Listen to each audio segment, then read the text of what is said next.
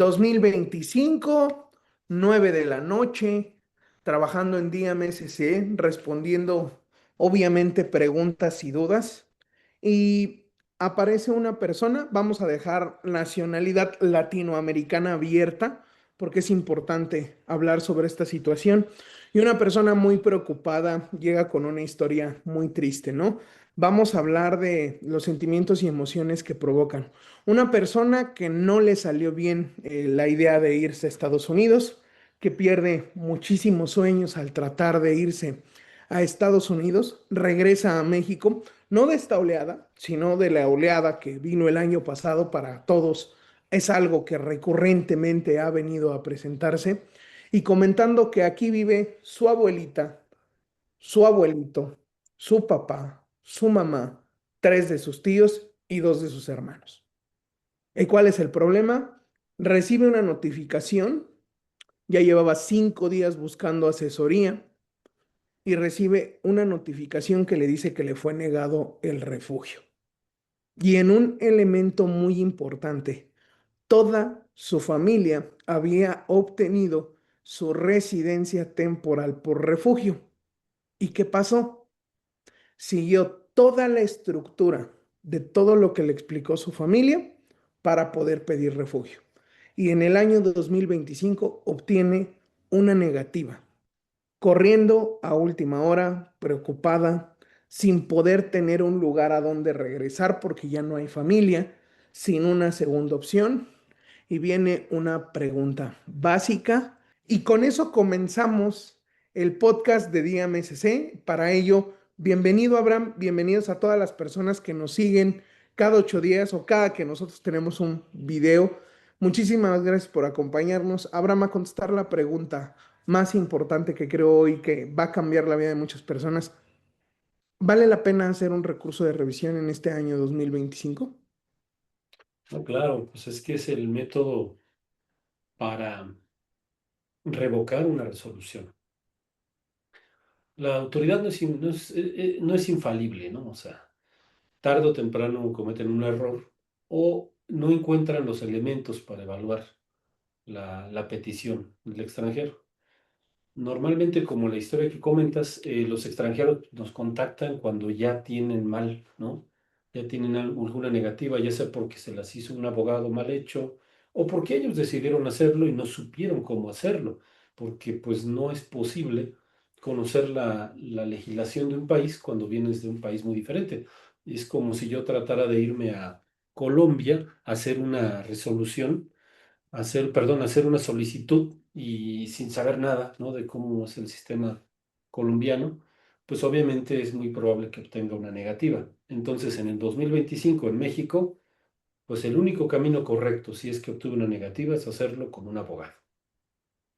No, y no solo eso, Abraham. O sea, mira, platicaba yo precisamente con el personal de la Comar, porque obviamente todo este tema de que muchas veces el abogado aparece como el típico sujeto de que dice, yo tengo contactos, yo sé hablar con Juanito o con Perenganito, que vamos a llamarle aquí como le decimos en DMSC, el típico abogado albondiguero que simplemente va a tratar de ingresar un papelito.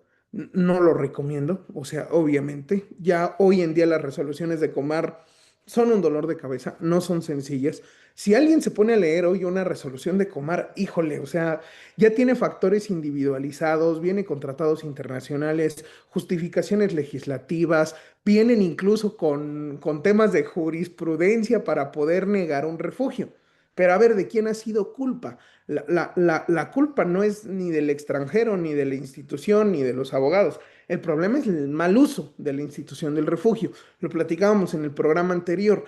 El problema de lo que han hecho con el refugio es que no podemos utilizar esa palabra, pero lo han sobreusado o lo han desgastado hasta niveles estratosféricos que hoy en día la Comar, pues, si yo fuera la Comar, yo ya no creería en nadie, ¿no? O sea, si todos los días viene la misma persona a contarme la misma historia, pues invariablemente los factores individualizados de protección del refugio se comienzan a echar a perder.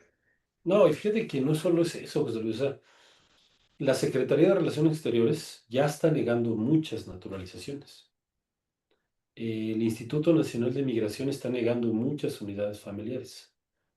O sea, nos enfrentamos a una profesionalización de las instituciones mexicanas, esa es la realidad. Y es natural y es correcto. Conforme van creciendo en conocimiento los funcionarios, van creciendo en profesionalización.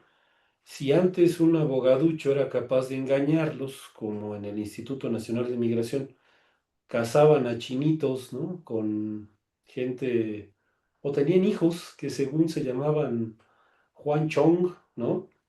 Pero el padre nunca había visitado México, dices, carajo, ¿no?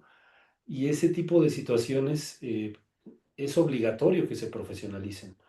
Ahorita la Secretaría de Relaciones Exteriores también está afrontando esta situación porque está reverificando los requisitos que obtuviste para tener tu tarjeta de residencia por la misma situación. Había hace varios años por ahí el dicho que vendían las tarjetas de residencia permanente en 30,000 pesos y en 15 días. Para los extranjeros que nos siguen ya desde hace años, se entienden lo ilógico de eso. Para los que nos están viendo por primera vez, es ilógico, no caigan, eso es No, una no hay mentira, manera, no, no se puede. es imposible. La residencia permanente es un procedimiento, solo se obtiene por primera vez cuando tienes un hijo mexicano. Pero entonces también la Comar encuentra que la gente va con un machote, perdón, pero lo hemos visto, José Luis, o sea, llega un tipo acá de gorra, tenis, pants y con una carpeta así como con 20 expedientes y tras él vienen cubanos, colombianos, hondureños y los organiza así como si fuera una porra y les da sus papelitos y los forma y métanse. Fueran a la feria, o sea, lo peor de todo, o sea, híjole. No, y son puras mentiras. Seguramente dentro de esas historias personales de cada uno hay una verdad legal que podría defenderse, pero por estos abogaduchos que hacen ahí sus domingos, ¿no? Que se creen algo por el simple hecho de poder redactar un documento, pues se echan a perder la vida de personas y echan a perder procedimientos que resultan en una negativa y esta negativa requiere un recurso de revisión. No, y bien lo dices, Abraham. ¿Y cuál es el problema? A ver, y entendamos la dinámica. O sea, viene el sujeto. ¿Por qué? Porque entendamos que hay una moneda al aire. O sea, si tú avientas 100 refugios de esa manera, pues invariablemente a lo mejor resuelves 10 o 15. ¿Sí me explico? El problema es que hoy, antes era así, hoy en día ya no es así. Y entonces el extranjero se enoja y le dan una hoja para rellenar un recurso de revisión. Y justo me decían ahí personal de la Comar es que me traen el recurso de revisión llenado sobre la hoja que yo les doy. Y la hoja que yo les doy es una guía.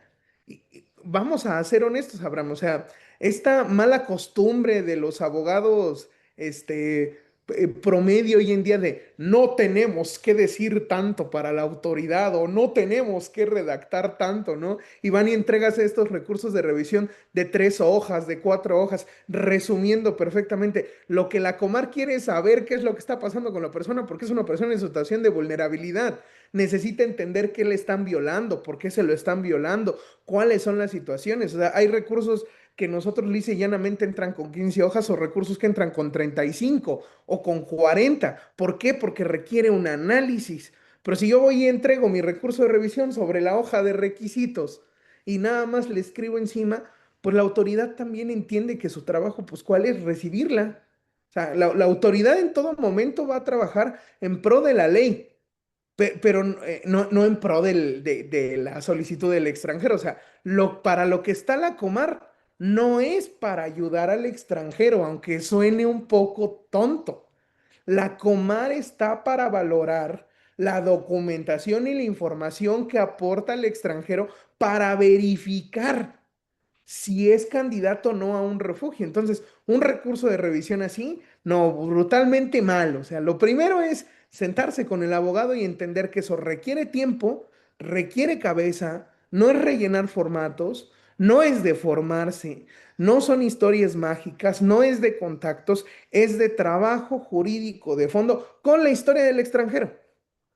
Si no hay historia del extranjero, no se puede hacer nada. Es un trabajo conjunto, en equipo, y eso tenemos que entenderlo. Tanto debe respeto el extranjero de escuchar su historia completa, tanto debemos respeto al trabajo del abogado que va a conjuntar eso para llevarnos al lugar correcto. ¿Cuántas personas no hemos tenido, Abraham, que al final del día ni siquiera quieren escuchar los propios consejos del abogado, ¿no? Sí, y hemos platicado muchas veces que el derecho migratorio pareciera que es derecho administrativo por su rama, ¿no? Sin embargo, son procesos de aceptación de una residencia, naturalización o refugio. Es muy diferente que si tú vas al registro civil a solicitar que te casen. El juez evalúa nada más que lleves los documentos y te casa. No hay no hay una revisión, no hay un juicio en donde evalúan la posibilidad de casarte. Simplemente tienen que hacerlo. O vaya a solicitar una licencia de conducir, pues tampoco te van a decir, a ver, ¿cómo está? A ver, dígame si sí en verdad sabe manejar. A ver si tiene un auto o me está mintiendo. Pues no. En lo migratorio, por eso es tan importante ya la labor del abogado, porque tiene que evaluar un proceso que lleve al éxito. En fin, licenciado, pues hoy le paramos por el refugio, perdón, por el recurso de revisión. A todos los que nos siguen, recuerden darnos like, recuerden darnos compartir, recuerden darle seguir a las redes sociales. Por ahí estamos muy presentes ya en TikTok, vamos a hacer más contenido, ¿no? Porque volvemos a detectar que otra vez regresan los bananeros y jitomateros que se ponen a decir, yo te tramito tu permiso de trabajo, y lo que está tratando de decir es refugio.